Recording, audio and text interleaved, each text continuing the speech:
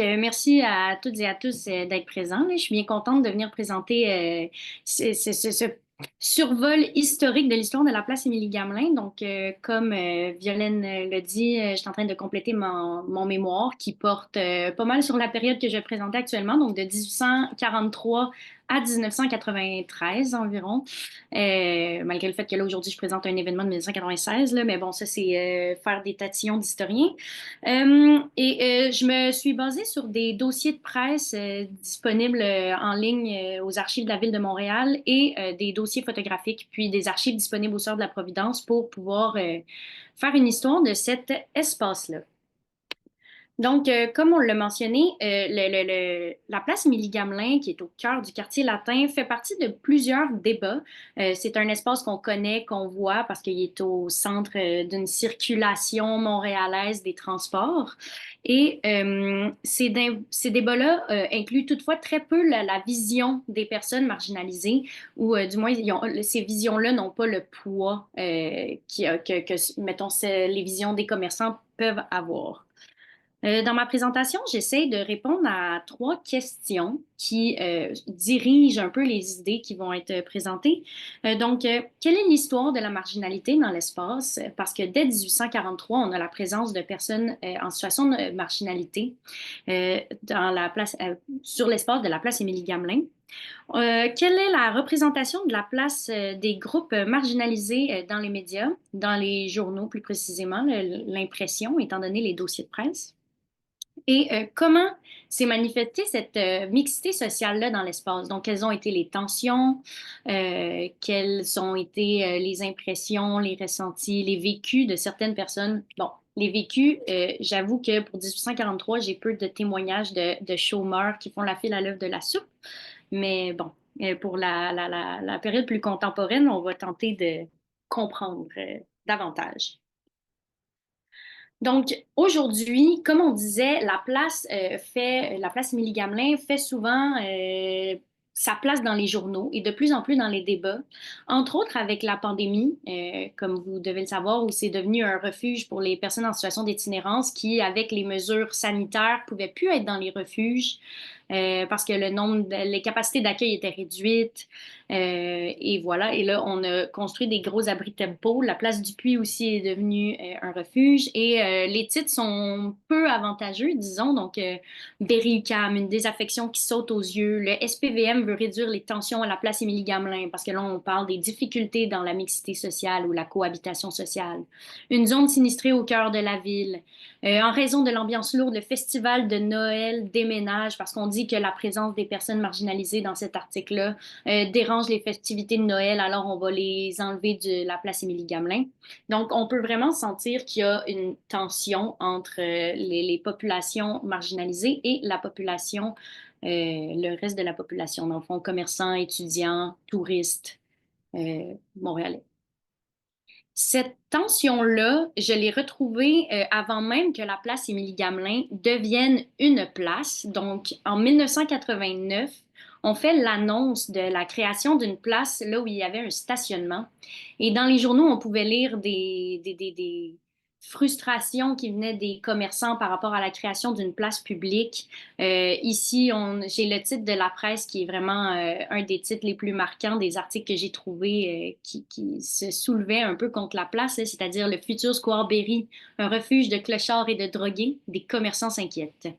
Parce qu'à cette époque-là, on va beaucoup interviewer des commerçants qui vont parler d'une difficulté à cohabiter. Puis bon, 1989, c'est pas très loin, mais on dirait qu'on lit exactement ce qu'on pourrait lire dans les journaux actuellement. Et en 1989, cette inquiétude par rapport aux tensions avec les populations marginalisées n'est pas nouvelle non plus, puisqu'on retrouve cette même tension dans des journaux des années 60. Et je pourrais encore remonter aux années 30, là, où on faisait déjà des études, par exemple, sur les taudis, les lieux de Montréal, du quartier Est, disons, qui est plus pauvre. Mais dès 1960, on va parler d'un besoin de revitaliser l'espace du quartier, sans nécessairement tout le temps utiliser le terme revitalisation. Mais c'était à l'époque encore un complexe institutionnel des Sœurs de la Providence. Donc, je vais vous montrer une carte dans la prochaine diapositive, mais là où il y a la place Émilie-Gamelin et là où se situe aujourd'hui, ben là, le contraire, là, avec une caméra, se situe aujourd'hui le pavillon Judith-Jasmin. C'était des institutions de prise en charge de populations nécessiteuses, là, pour utiliser les termes historiques, étaient.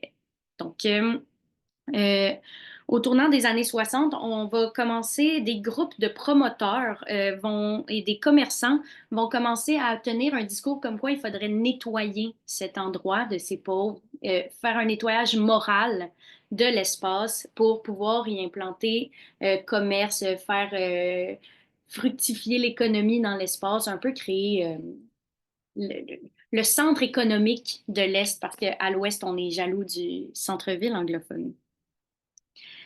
Donc, ce complexe institutionnel-là, qu'est-ce que j'entends quand je parle de complexe institutionnel?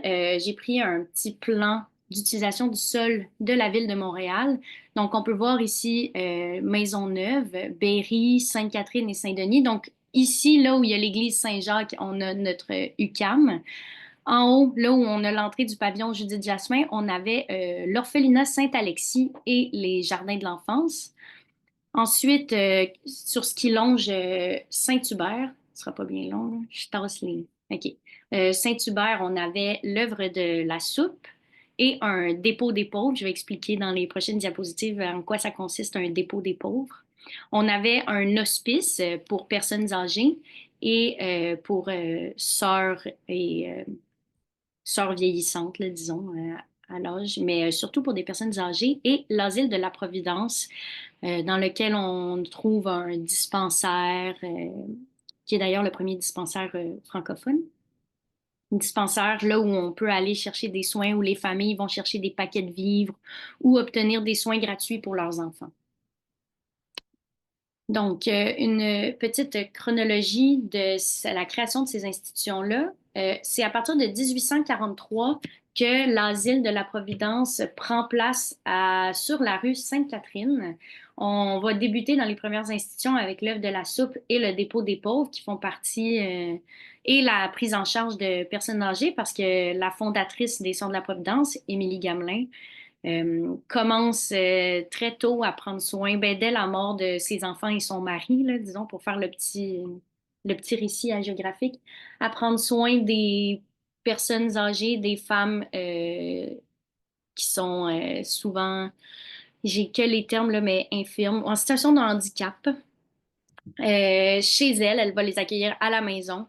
Ça va impressionner l'évêque de Montréal de l'époque, puis il va voir chez elle le zèle de prendre soin des populations marginalisées et l'inciter à créer une congrégation religieuse. Donc, 1843, elle prend place au coin Sainte-Catherine et Saint-Hubert. En 1840, en 1853, on fonde l'orphelinat Saint-Alexis.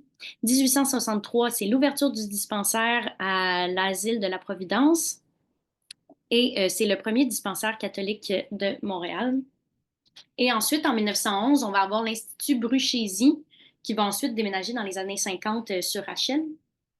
Aujourd'hui, c'est un CHSLD où on va traiter des personnes atteintes de tuberculose. Donc, l'Institut Bruchésie louait des locaux aux sœurs, mais les sœurs travaillaient à l'Institut Bruchésie pour prendre soin des personnes atteintes de la tuberculose. Ici, on a une petite photo de ce qu'était l'asile de la Providence. Pour se situer, en ce moment, on est sur Berry, si on voit. Donc là, les autos ici, c'est Berry. On a le dos, disons, de l'asile, là, de la maison mère. Et le bâtiment, je ne sais pas si on voit mon curseur quand je le bouge. Oui, ok, parfait. Donc ici, c'est le bâtiment dans lequel se trouvait l'œuvre de la soupe.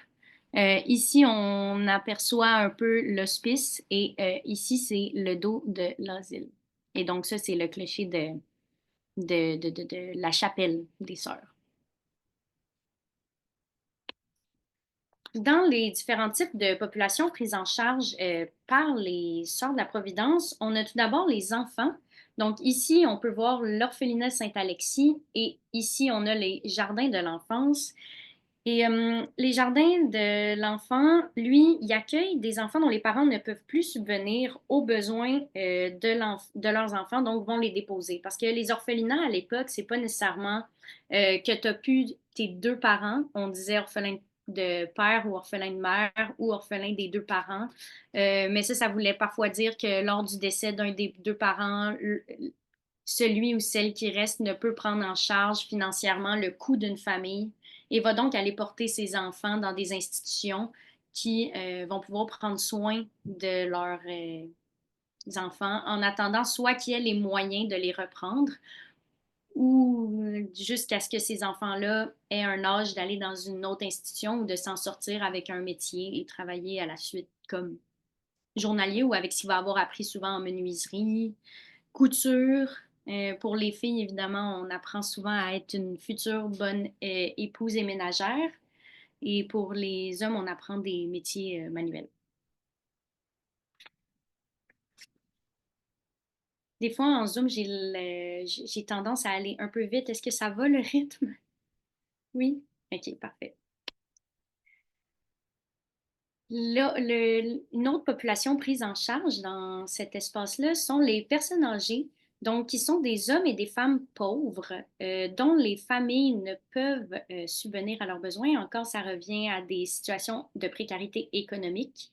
C'est pour ça qu'on est en institution, parce qu'à l'époque, la famille va prendre en charge les personnes âgées ou va payer, va les aider à subvenir à leurs besoins matériels et alimentaires. Mais lorsque les familles sont déjà pauvres et que les personnes âgées ne sont plus en moyen de travailler, ils n'ont plus de filet social autre que les asiles ou les hospices de prise en charge. Donc, vont parfois être des couples qui se rendent d'eux-mêmes à l'asile de la Providence parce qu'ils ne sont plus capables de subvenir à leurs besoins. Dans les archives des Sœurs de la Providence, j'ai trouvé les registres de ces institutions-là, puis certains couples peuvent venir, disons, de Rouyn-Noranda. C'est sûr que la majorité des couples viennent de Montréal, mais ce que je veux dire, c'est qu'il y a beaucoup de personnes aussi qui vont se rendre à Montréal au 19e siècle parce que c'est là qu'il y a une certaine concentration d'institutions, dont les Sœurs de la Providence. Donc, on va se rendre parfois de nous-mêmes parce que la famille ne peut pas prendre soin de nous. On est alors reconnu indigent éventuellement. Euh, une fois que les couples arrivent, par contre, une pratique, c'est de les séparer. Donc, on a vraiment dans toutes les archives les photos. J'en ai pas mis plusieurs, mais on a vraiment, on le voit, là, c'est une salle d'hospitalisé au féminin et une tablée d'hommes. Là, dans ce cas-ci, c'était le banquet, mais même au banquet, ça va être une tablée d'hommes, une tablée de femmes. La salle des hospitalisés, on va les différencier dans différentes salles. La salle Sainte-Élisabeth, Sainte-Euphrasie, ça va vraiment être les femmes d'un côté, les hommes, la salle commune des hommes et la salle commune des femmes. Sont dans le même bâtiment, puis même s'ils sont un couple qui ont été mariés toute leur vie, ils ne vont pas être pris en charge ensemble. Donc ça, c'est une particularité des institutions de l'époque. Et une autre population prise en charge par les sœurs sont les chômeurs et les indigents. Donc, on a l'œuvre de la soupe, qui est une œuvre sur laquelle je me suis penchée davantage dans le cadre de mon mémoire parce que c'est une des principales œuvres des sœurs au sens médiatique de la chose, parce que c'est ça qui va être davantage couvert. C'est là-dessus que les journalistes vont avoir tendance à avoir plus d'opinions sur ces personnes-là. Il va y avoir beaucoup de chroniques radiophoniques, autant faites par les sœurs que par, disons, Jean Arrache, connu Jean Arrache comme le parc Jean Arrache dans le quartier latin. C'était Émile Coderre, un pharmacien qui était, je sais pas, en tout cas, il y a ses livres sur la BNQ, c'est très intéressant. C'est comme un poète qui était beaucoup en mode, il se mettait à la place des personnes indigentes pour pouvoir faire connaître leur vécu. Et je vous invite un dimanche matin, c'est très intéressant à lire avec un café. Et c'est une œuvre qui va prendre en charge 2 fois par jour, qui va dispenser 2 fois par jour une aide alimentaire aux vagabonds, entre guillemets, j'emploie les mots des archives. Et les sœurs disent le faire sans discrimination pour la race et la religion. Donc, encore une fois, je vais le dire, mais dans les archives que j'ai dépouillées au sein de la Providence, chacune des cartes ou des publicités pour inciter le citoyen ou le Montréalais qui n'est pas bénéficiaire de cette œuvre-là à donner, à faire des dons pour que les sœurs puissent continuer leurs activités, elles l'inscrivent partout, sans distinction de race et de religion. Comme là, on voit des hommes assis, mais ça, c'est une table, parce que sinon, il y a c'est pas tous les hommes qui se présentent par jour qui vont s'asseoir à la table. Le plus souvent, on va le voir dans les photos, c'est une file d'hommes, puis une main qui leur donne des sandwichs. Donc vraiment, on ne prend pas en note euh, ces hommes qui se présentent à l'œuvre de la soupe. À l'époque, le chômage est perçu comme une faute personnelle et plusieurs institutions montréalaises vont accueillir des chômeurs et des journaliers, comme le refuge Merling, la Old Mission Brewery, qui existe toujours, l'œuvre de la soupe ici, et l'assistance publique et bien d'autres œuvres. J'en ai nommé majoritairement celle qui prend en charge des hommes chômeurs. Pour ce qui est des refuges, comme le refuge Merling, il fonctionne sous un système très rigide et qui ne fait qu'accueillir le soir. Donc, on ne va donner qu'un lit le soir. Quand vous entrez au refuge Merling, vous êtes déshabillé. On prend vos vêtements pour pouvoir les désinfecter dans une sorte de buanderie. On vous donne une jaquette blanche et vous êtes redirigé vers un dortoir de lits superposés euh, où vous allez dormir et on va vous prier de quitter à 6 heures le lendemain matin. Donc, c'est pas, c'est ça, c'est une faute personnelle. Puis, dans l'institution, par sa rigidité, on peut bien voir qu'on traite l'indigence ou le chômage de manière à ce que, ben, c'est honteux, en fait. C'est une honte. Donc, un article de 1934 qui parle de ces personnes qui vont à l'œuvre de la soupe pour pouvoir manger est assez intéressant parce que c'est ce que j'ai remarqué comme discours récurrent de présentation de l'homme qui se présente à ces institutions-là. Donc, ils sont 500 chaque matin, 500 qui se présentent, beau temps, mauvais temps, le visage ravagé par la misère, les yeux bouffis de froid, le cou engoncé dans un vieux col fané. Certains d'entre eux, transis jusqu'aux os, ont dormi à la belle étoile. Ils sont 500, que l'on retrouve fidèles au rendez-vous de 2 heures pour le sandwich quotidien. Il faut avoir croisé cette misère pour savoir combien elle est vraie, nous disait sœur Jean du Crucifix. Et l'article continue. Ils sont tristes, sales et rejetés. Ils n'ont ni pain, ni foyer, ni amis. Pour tout partager, le froid humide de la rue et le dédain des gens heureux. Pourtant, il leur reste un refuge, les sœurs de la Providence, qui depuis 130 ans leur dispensent de la compréhension et de la pitance.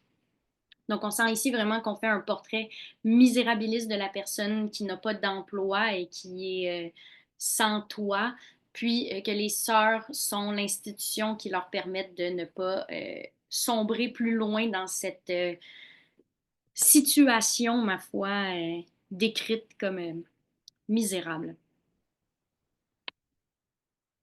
Un autre article qui présente la vie du chômeur que j'apprécie, c'était ben, j'apprécie pour sa teneur historique d'archives. C'est la journée d'un chômeur célibataire. Alors, qu'est-ce qu'on peut voir ici? Là? Je vous l'ai retranscrit parce que la pixelisation n'est pas super. C'est on se repose comme on peut sur le champ de Mars. Le veston roulé sert d'oreiller.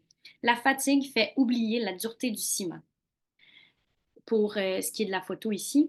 Le rasage matinal à la fontaine du square Vigée, sans savon et sans miroir, lotion à l'eau municipale. Et ensuite, ici, on a la longue file quotidienne des chômeurs célibataires qui attendent leur repas, Angle Berry et La Gauchetière.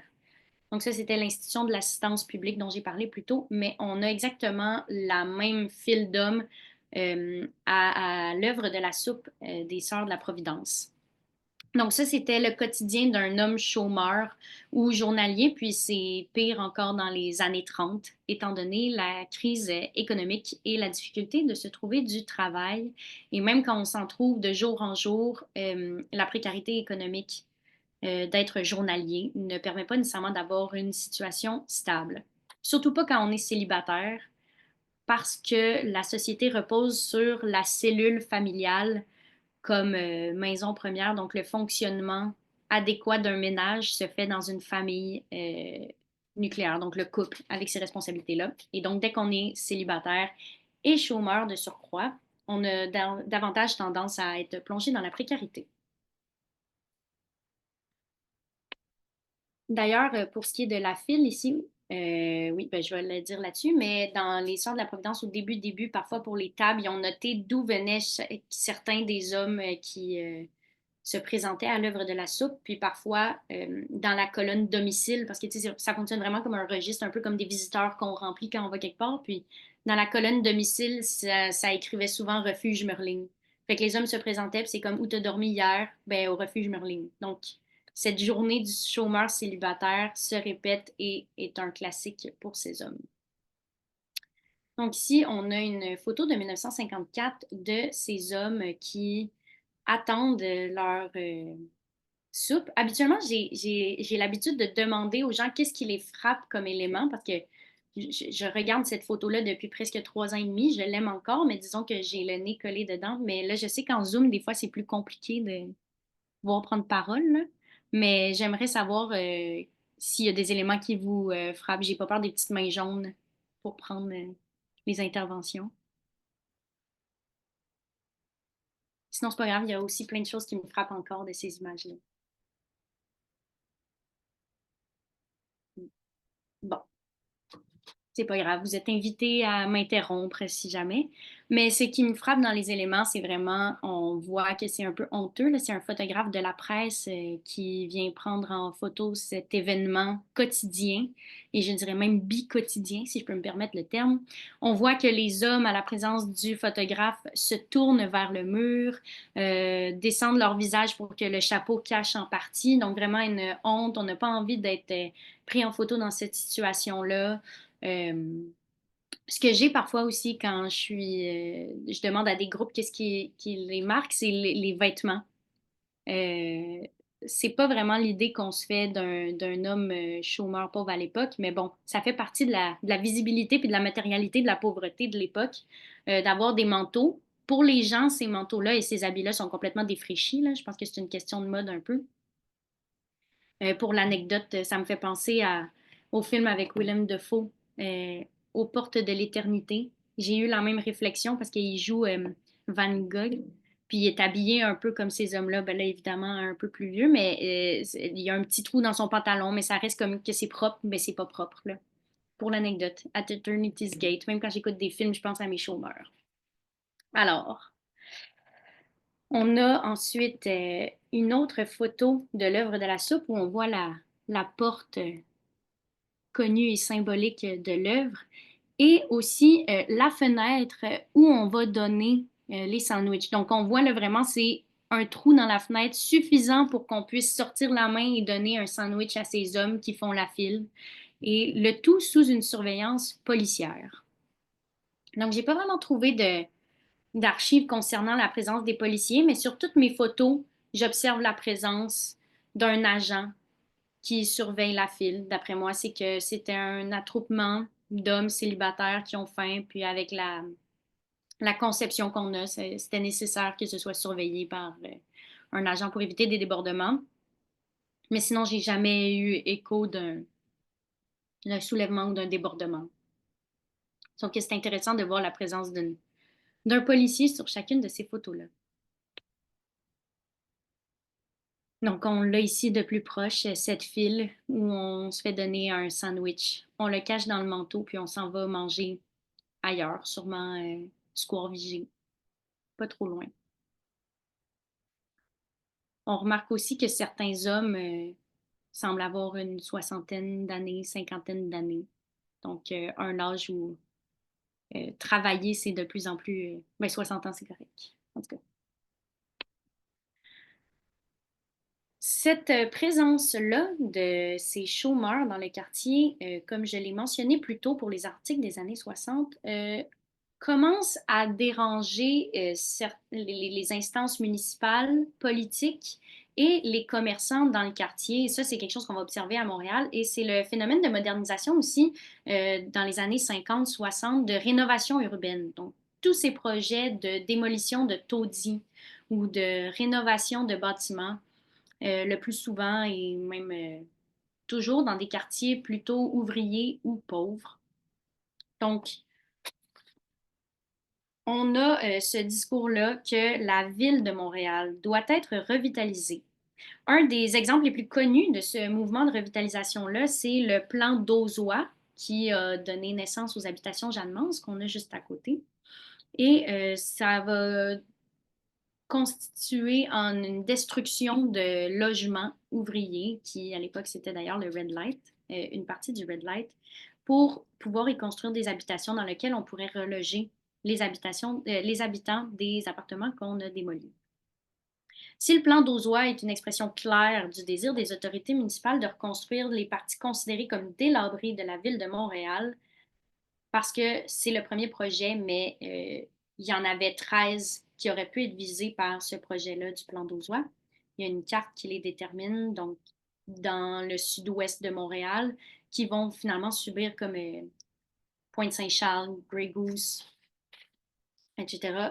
On en détermine 13, mais le projet de revitalisation de l'Est ne va pas s'exprimer de la même manière qu'ailleurs. Euh, Paul-André Linteau, un historien, va d'ailleurs dire que le plan d'Auzois est le seul vrai projet de rénovation urbaine parce qu'on va tout raser pour reconstruire quelque chose. Par la suite, on ne va pas détruire tout, démolir tous les bâtiments, mais on va exproprier, bon, on va rénover, on va tenter tant bien que mal, on va construire sur des terrains vacants. Donc, parce qu'il va y avoir une contestation de ces démolitions complètes et totales de secteurs. Et voilà. Ce mouvement-là a avant tout été porté par les commerçants du coin.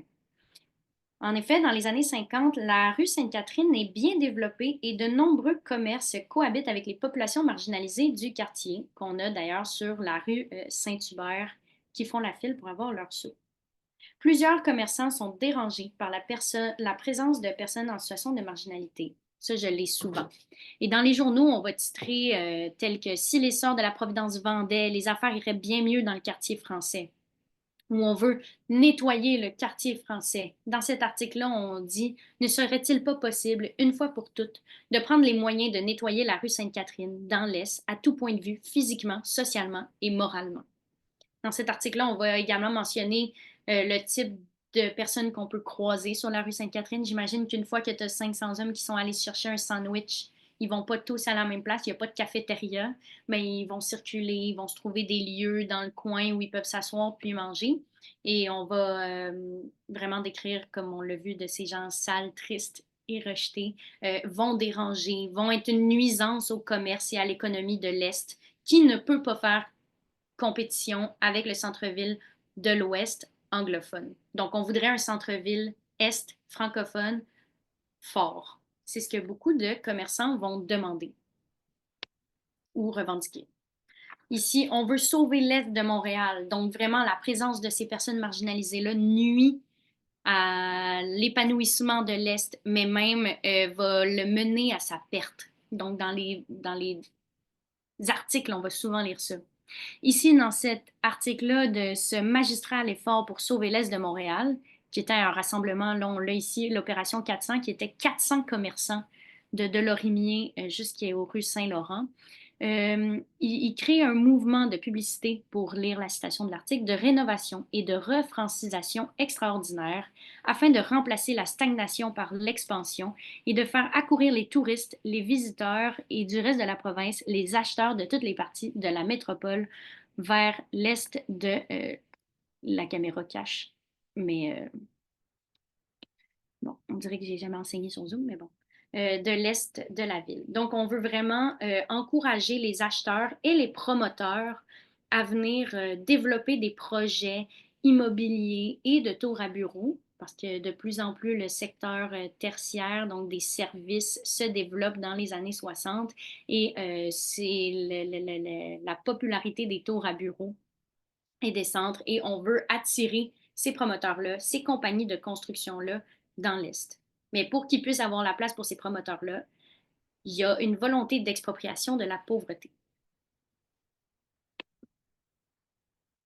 Ici, je voulais mettre cette photo du plan d'Auzois ainsi qu'un petit extrait du plan d'Auzois qui justifie le choix du lieu et du quartier des habitations Jeanne-Mance par sa forte présence, sa forte concentration de personnes en situation d'indigence, On le justifie en disant que les bénéficiaires du bien-être social sont 3,2 fois plus élevés à cet endroit comparativement au reste de la ville.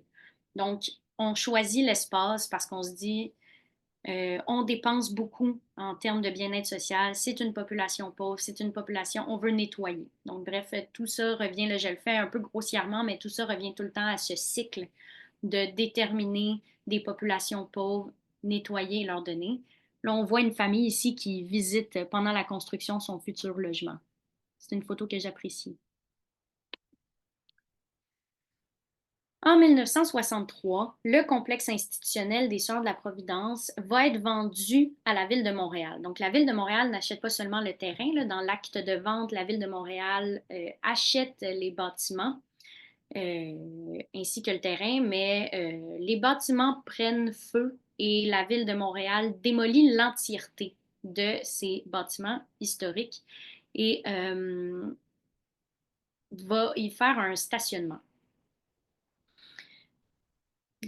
Et on va construire la station de métro Berry. Donc, on va acheter parce qu'il y a une station de métro qui va être construite et on a déjà le projet d'y implanter au cœur ce métro-là parce qu'il y a comme une valeur à la terre, tu sais, la valeur du sol de la place Émilie-Gamelin, mais même des institutions, on veut les tasser, on veut raser cette prise en charge-là parce que sa situation géographique est avantageuse. Et voilà, ça c'est une photo de la démolition de l'orphelinat Saint-Alexis et le jardin de l'enfance qui est complètement démoli, avec une station que j'apprécie, qui représente à mon sens bien ce qui se passe dans les quartiers et dans les projets de rénovation urbaine. C'est-à-dire la création du nouveau monde urbain sur les ruines de l'ancien suppose la violence. C'est David Harvey qui dit ça dans son livre où il analyse le droit à la ville d'Henri Lefebvre. Mais cette citation-là était parlante et pour moi, elle a résonné avec ces projets-là, avec mes archives, avec les dossiers photographiques que j'ai pu monter. Donc ici, on voit le pavillon Athanas David de l'UQAM. Là. Donc ici, on rentre au métro. Ça, c'est le clocher de l'église Saint-Jacques. Et là, ici, on rentre dans le pavillon Judith Jasmin. Une photo prise par Robert Millet ici d'enfants. Là, c'est pas nécessairement des enfants de l'orphelinat, mais la photo est prise dans l'orphelinat. C'est simplement qu'à l'époque, les enfants aimaient suivre les photographes dans beaucoup de photos de démolition de la ville de Montréal, comme des photos de journalistes. Il y a des enfants, mais c'était comme des. Ben, ils aimaient ça, ils étaient curieux. Il n'y avait pas de barrière, il n'y avait pas d'empêchement, donc ils vont s'amuser, ils veulent être dans la lentille, ils aiment ça. Mais c'est vraiment une photo d'Antoine Desilets que je trouve assez percutante. Et au dos de cette photo-là, dans les fonds de la presse, on peut lire l'expropriation est avant tout un problème humain. En décembre 1963, disparaissait le légendaire orphelinat Saint-Alexis, angle de Montigny et Saint-Denis. Il n'a pas été reconstruit.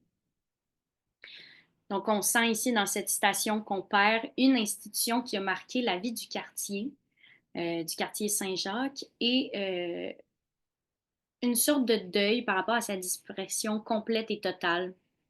Donc, on ne remplacera pas ces institutions-là. On ne mettra pas en place l'effort de la ville de se dire, ben, il y avait une centaine de personnes qui allaient là chaque année, c'est vieux, on va créer ailleurs ou on va donner des fonds à d'autres organismes pour qu'ils puissent prendre en charge ces populations-là. Donc, ça laisse une marque dans ce quartier-là et ce secteur-là qui est déjà visé par de nombreux projets comme les habitations Jeanne-Mance. Mais après ça, je peux penser à là où il y a la BANQ, c'était le Mont-Saint-Antoine, qui était une institution de prise en charge de la délinquance juvénile, donc une prison pour garçons. Mais on va démolir ça, construire le palais du commerce, construire la gare, bref, beaucoup, beaucoup de projets. Il y a Radio-Canada, il y a la place des Arts. Donc, là, c'est plus tard, là, c'est pas en 1963, la place des Arts, mais je veux dire, c'est un secteur de la ville qui a été extrêmement marqué par des démolitions et des reconstructions. Et tout ça dans le désir de nettoyer. Souvent, c'est nommé de nettoyer, tasser cette pauvreté-là. Après la démolition et la construction des Sœurs de la Providence et la construction du métro, la place Émilie-Gamelin va être un stationnement pendant près de 30 ans. Malgré le fait que ce soit un stationnement, je trouve dans les journaux des preuves de concentration de population marginalisée dans l'espace. Et donc, ils sont encore présents, habitent là. Ben pas habitent là, c'est-à-dire cohabitent dans cet espace-là, y circulent, y existent. Donc la démolition du physique ne va pas impacter disons, la centaine d'années d'habitudes sociales et de construction du social de cet espace-là. Ça, c'est pendant la construction de l'UQAM, d'ailleurs. On voit juste le clocher de l'église Saint-Jacques et le transept ici.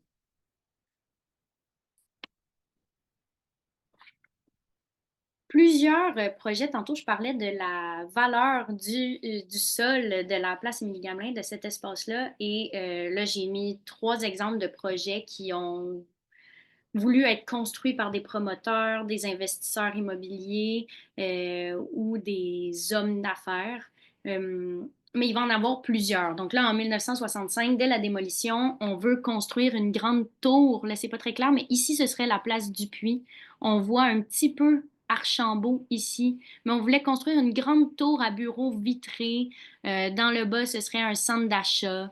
On aurait un peu de verdure autour, mais bon, on se dit ça va être une super belle tour de centre-ville francophone fort qui va créer de l'emploi, qui va être attrayant pour les gens qui vont pouvoir y circuler, il va y avoir le métro. Donc, une sorte de symbole de la modernité.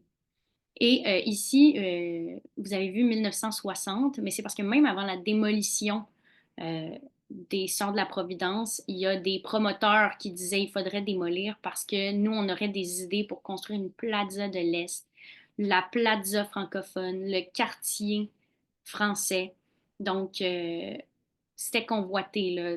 J'ai pas trouvé dans les archives le fait que les sœurs seraient poussées ou forcées à quitter, mais il y avait juste un article de journal à un moment donné qui disait que les sœurs n'étaient pas encore intéressées à vendre dans les années 60, puis que c'est pas vrai, puis que personne n'était venu leur demander de vendre leur terrain. Mais bon, les promoteurs se cachaient pas du désir de construire sur cet espace-là, d'un Montréal vieux. En 1985, on a failli construire l'OSM sur la place. Le PQ était là, mais bon, le projet va mourir dans l'œuf. La journée de la première, qui devait être la première pelletée de terre, René Lévesque dit qu'il ne peut pas être présent. Et s'ensuit la mort du projet.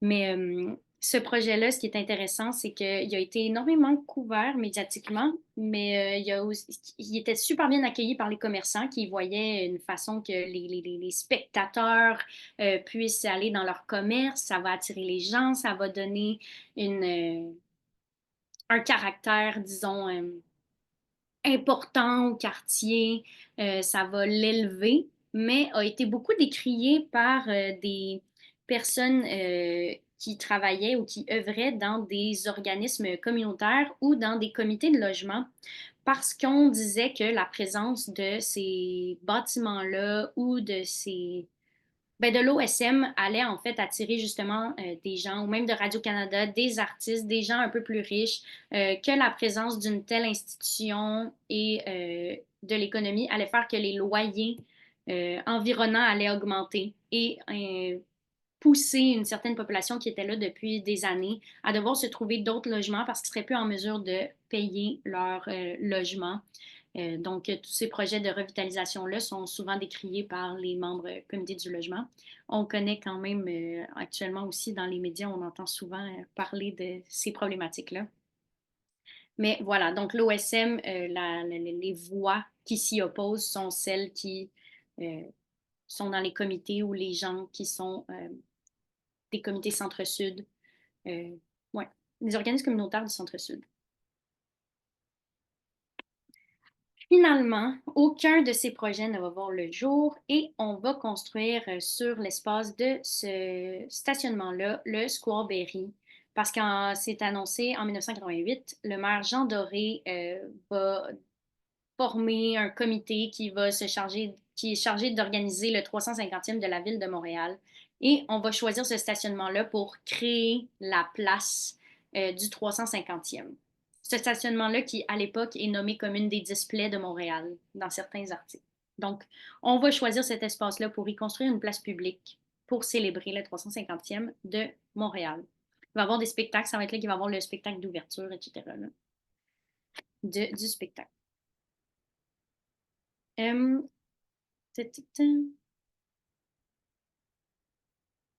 ensuite, la place Émilie-Gamelin va devenir un lieu de tension et là va refaire surface et un lieu de contestation. Et c'est un événement dans les années 98. Donc, on voit qu'il y a tout le temps cette présence d'une population marginalisée qui revendique ses droits ou qui tente de se faire entendre, voire de garder sa place dans l'espace. Donc, cet événement-là de la place, c'est le fait que la présence de personnes marginalisées dérange les autorités municipales et vont donc nommer la place comme le parc Émilie-Gamelin. Encore aujourd'hui, ça crée beaucoup de confusion. Là. Les deux apparaissent souvent un peu partout, mais si la ville nomme le parc Émilie-Gamelin, c'est parce qu'un parc, il y a des heures d'ouverture et fermeture. Et donc, la police pouvait sortir les gens marginalisés de cet espace-là. Et il va y avoir un nettoyage du Square Berry parce que pour s'opposer à ce changement-là, des étudiants et des groupes, d'ailleurs c'est organisé par Food Not Bombs, vont faire un sit-in dans le parc et la police va tenter de les enlever, va les prendre en souricière. La police va arrêter 70 personnes. Et le conflit va prendre de l'ampleur, mais c'est que si je le présente, c'est que je trouve que ça marque bien et ça montre bien cette présence de personnes marginalisées qui revendiquent leur droit à cet espace géographique.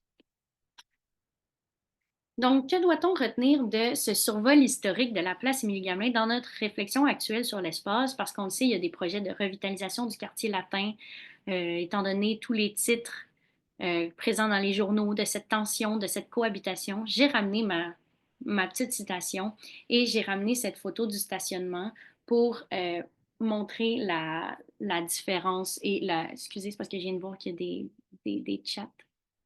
Excusez. Mais voilà. Il y a ce qu'on doit retenir, c'est, je vais lire ce que j'ai écrit, là, c'est un chic paragraphe, je vais en profiter. La place Émilie-Gamelin a été, depuis les années 1840, un lieu de cohabitation sociale et de prise en charge des personnes en situation de vulnérabilité. Malgré la tentative d'expropriation de ces dernières dans les années 60, l'espace de la place a continué d'être un lieu de vie pour elles, et ce, jusqu'à aujourd'hui. Depuis plus d'une soixantaine d'années, de nombreux groupes et institutions ont formulé des projets de revitalisation du quartier, sans vraiment tenir en compte la perspective de cette population.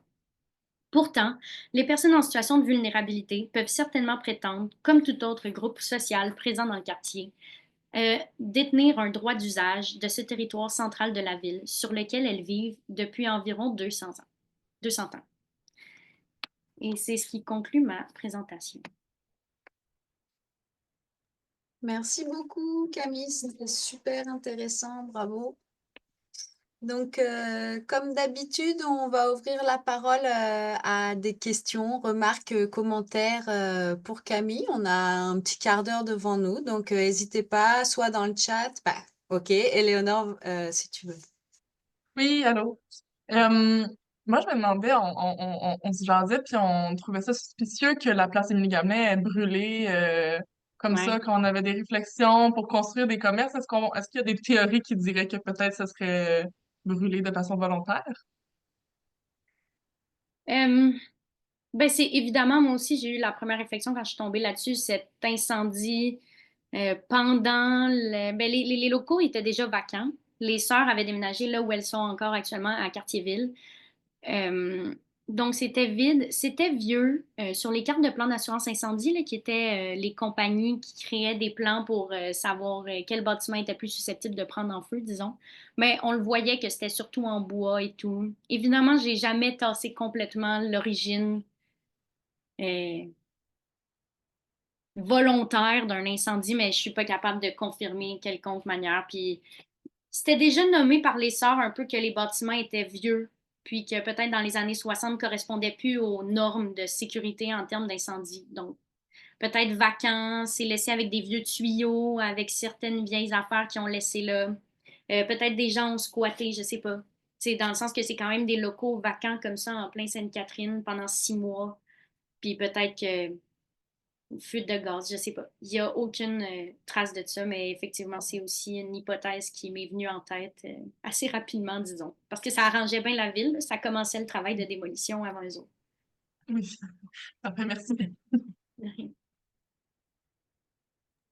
Oui, vas-y Thibaut. Bonjour à tout le monde. Merci beaucoup pour cette présentation qui était intéressante, et notamment pour un néophyte de Montréal. Et moi, je m'interrogeais un peu sur la circulation des idées autour de la rénovation urbaine par les protagonistes de cette rénovation urbaine. À travers votre travail d'archive, est-ce que vous n'avez pas repéré des exemples modèles justement de la rénovation urbaine qui permettaient d'appuyer l'argument de la rénovation urbaine? Donc tout autour un peu de la circulation spatiale des idées, finalement autour de cette rénovation urbaine. Ça, c'était ma première question. Est-ce que, voilà, concrètement, est-ce que Euh, les protagonistes de la rénovation urbaine s'appuient sur des exemples internationaux mhm. ou pas pour faire valoir cet objectif? Et ma deuxième question, c'est, vous avez dit, et ça m'a un peu interloqué, que la démolition physique de l'espace, de l'environnement bâti, n'a pas d'incidence sur l'espace social. Et je me disais que ça allait un peu à l'encontre des travaux, justement, dans les années, dans un contexte de forte rénovation urbaine dans les années 50 et 60, notamment en France, les travaux d'Henri Coin sur la rénovation urbaine, notamment, qui dit pas tout le contraire, finalement, que la rénovation urbaine a énormément d'influence sur l'espace social et que ce n'est pas nécessairement parce qu'il y a toujours de la pauvreté que ce sont les mêmes personnes qui sont dans cette pauvreté et fréquentent en fait ces espaces a posteriori de la rénovation urbaine.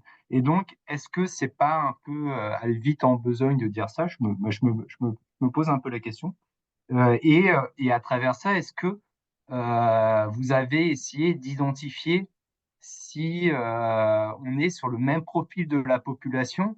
Et je pense que même à travers cette question, il y en a une autre, c'est peut-on homogénéiser finalement cette population qui vit dans la précarité et qui est un peu victime aussi des crises du capitalisme, qui sont nombreuses, mais qui ne se ressemblent pas et qui ne touchent pas forcément les mêmes populations.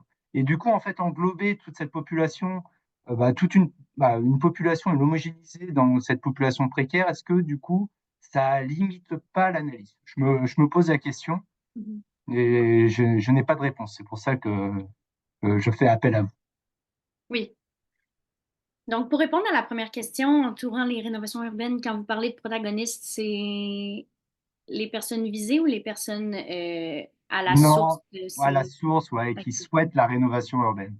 Oui, ben, elle souhaite la rénovation urbaine, se base sur des projets internationaux. Vous l'avez nommé, il y a la France, il y a également beaucoup de projets aux États-Unis de rénovation urbaine, notamment à New York. Donc, en faveur de ces projets de rénovation, ce que j'entends et ce que j'ai envie de répondre à cette question-là, c'est que c'est sûr que c'est complexe, évidemment, que les municipalités sont en faveur de cette rénovation urbaine-là parce que les logements sont parfois réellement vétustes puis ne répondent plus à un besoin de la population. On va faire beaucoup d'analyses de ces logements-là qui répondent pas aux besoins. On va oui, évidemment que la municipalité est pour, le gouvernement est pour. Il y a même parfois des personnes qui sont dans des secteurs visés par ces projets de rénovation urbaine-là qui vont pas nécessairement s'en plaindre parce que ensuite vont pouvoir réintégrer un logement. Bon, moi je me base un peu sur ce que j'ai vu dans les films de Michel Régnier qui sont disponibles sur l'ONF puis qui parlent des rénovations urbaines. C'est un peu du cinéma vérité, c'est-à-dire qu'il a suivi des personnes touchées par des projets de rénovation urbaine. Puis parfois on voit une femme qui essaye son lavabo, elle a l'eau courante, elle est contente, elle est satisfaite de l'avoir. D'autres fois il y en a qui disent ben mon loyer va augmenter, donc d'ici 2 ans, je ne pourrai plus habiter ici. C'est bien beau mon logement en ce moment, mais ça ne répond plus. Ou juste le projet, mais parce que j'ai de la difficulté à saisir exactement parce qu'évidemment que le municipal est pour ces projets-là, parce qu'il est derrière cette volonté de transformation-là. Puis Hmm. ensuite, quand on se penche sur tout ce qui est les études qu'il y a eu dans les années 30 sur les taudis, euh, il y a beaucoup de discours à la fois hygiénistes, c'est-à-dire de nettoyage, de si on vit dans un endroit qui ne répond pas à nos besoins, on va évidemment tomber plus facilement dans la délinquance, etc. Donc, même des personnes qui habitent dans ces quartiers-là peuvent avoir des discours C'est très complexe, mais les protagonistes sont en faveur de ces projets-là. Je ne sais pas si ça répond à la question. Ensuite, pour ce qui est de tout ce qui est l'espace social, bon, c'est sûr que ça semble être facile dit comme ça, mais parce que je pense que je les rassemble non pas par leur profil, mais par leur vécu d'exclusion dans l'espace. Parce qu'évidemment que de 1843 à 1993, le profil de la personne en situation d'itinérance, qu'avant on nommait même pas le mot itinérance, c'est à partir de 1987 qu'on établit une première définition de qu'est-ce qu'une personne en situation d'itinérance de cette année internationale-là. Donc, oui, c'est sûr que ça va transformer des habitudes dans l'espace, c'est-à-dire qu'on ne va pas l'habiter de la même façon, on ne va pas y circuler de la même manière, on ne va pas l'approcher de la même manière non plus. Mais reste qu'on ne peut pas nier la présence de personnes qui vivent une exclusion, puis qui sont, malgré les années, encore et encore des projets vivent ces profils différents de types de personnes marginalisées pour les tasser dans l'espace. Donc, moi, je m'inspirais un peu de ce qui est l'analyse du tournant spatial dans la sociologie, qui parle d'un espace comme construction de liens sociaux et non pas juste comme un lieu géographique matériel. Donc, c'est un peu... Mais tu sais, comme dans l'immatérialité, je le rassemblais davantage par une récurrence de cette histoire et de cette présence de groupes commerçants, autorités municipales qui tentent d'exclure des personnes marginalisées. Tu sais, là, quand je montre mes photos, c'est surtout des hommes chômeurs. Bon, les femmes sont prises en charge dans d'autres institutions à l'époque parce que le réseau des régulations sociales était très divisé entre les genres et les confessions. Ensuite, là, on commence à avoir davantage de femmes sans-abri, sont moins invisibilisées. Bon, là, c'est sûr que ta population sans-abri va changer, les regards changent. Dans les années 90, ça change. Évidemment, le capitalisme, les crises va toucher d'autres franges de population, va toucher différemment. La population change, la modernité. Mais c'est pour ça que je pense qu'il faut se reconcentrer sur le vécu commun d'exclusion et de tentative de les repousser. Je ne sais pas, c'est une réponse peut-être courte pour la grande question, mais à mon sens, c'est Je comme vous ça que remercie. je le perçois. Non, mais très bien. Merci beaucoup pour vos réponses. Euh, oui, ben, il y avait Éléonore qui avait encore une question, mais...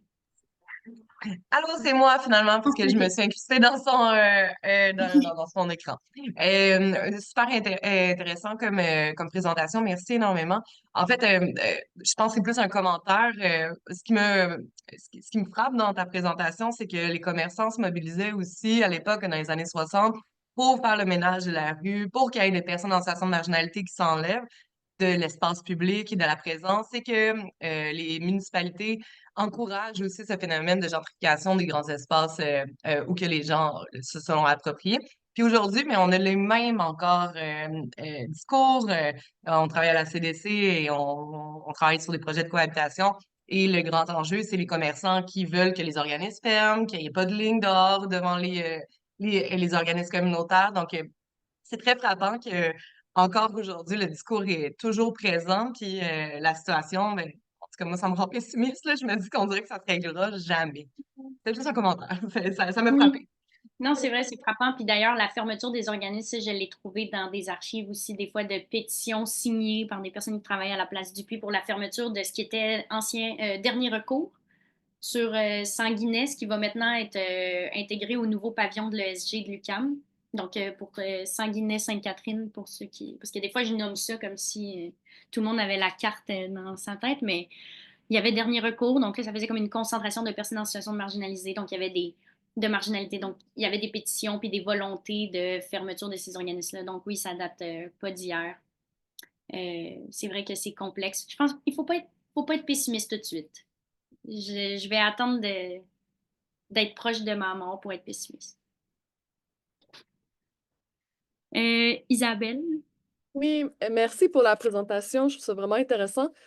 Moi, c'est une question, tu as peut-être un peu déjà répondu, là, mais j'ai peut-être manqué. C'était autour de, tu sais, la construction de l'UQAM, puis post-UQAM avec la vocation quand même des réseaux UQ et tout ça, puis le choix de cet emplacement-là était quand même politique et volontaire.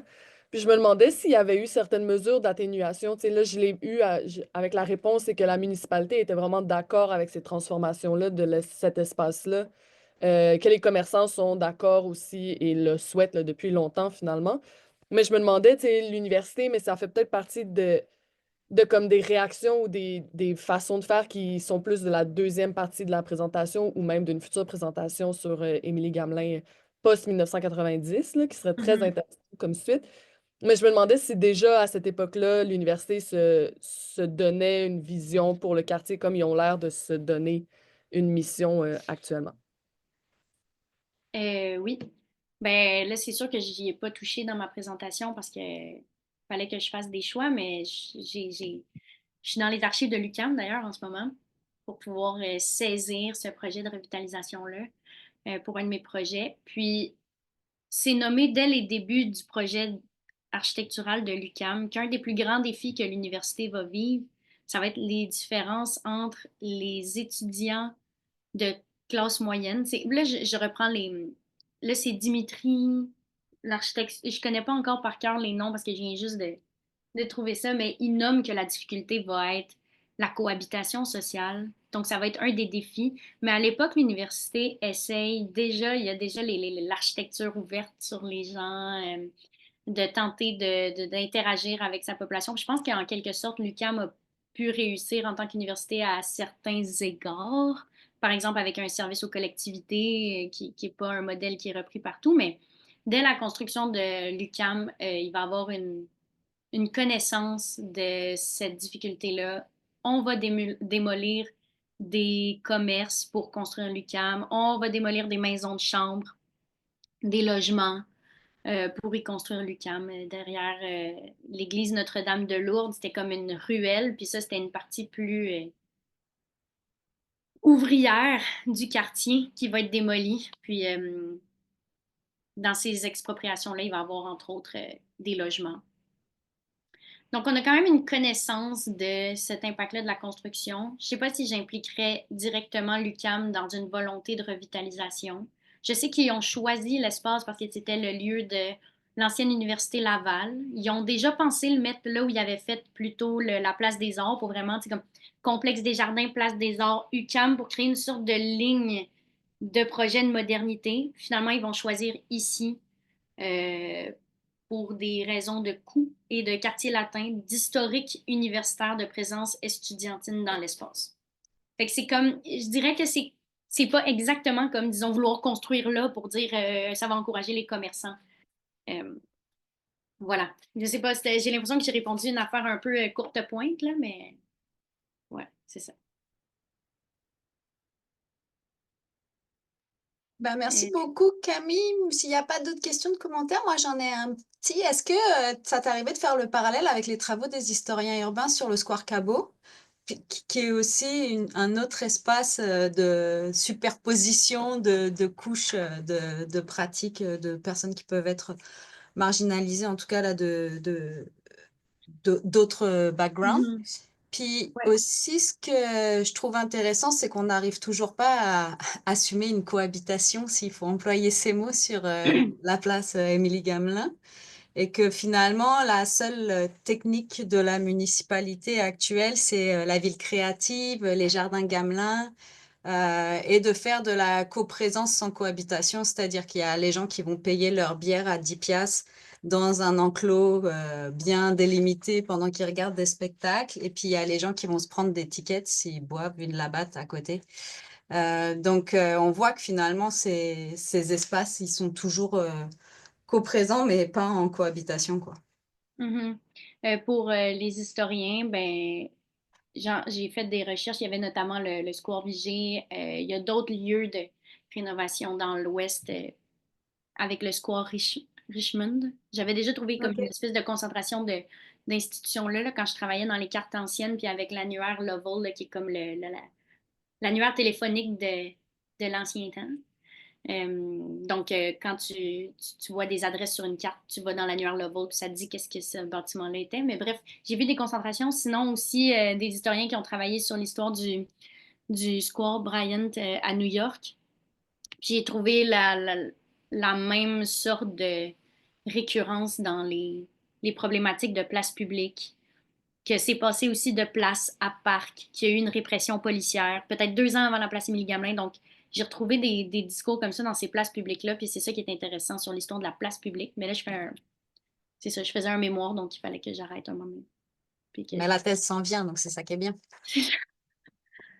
voilà. Mais oui, puis effectivement, c'est difficile la cohabitation. Des fois, la question, c'est comment cohabiter? Quelles sont les pistes? Et là, moi, je suis juste dans l'histoire. Je peux juste donner des pistes comme ça et c'est pour ça que j'aime travailler avec les organismes. Super, ben merci infiniment, c'était vraiment très, très, très intéressant.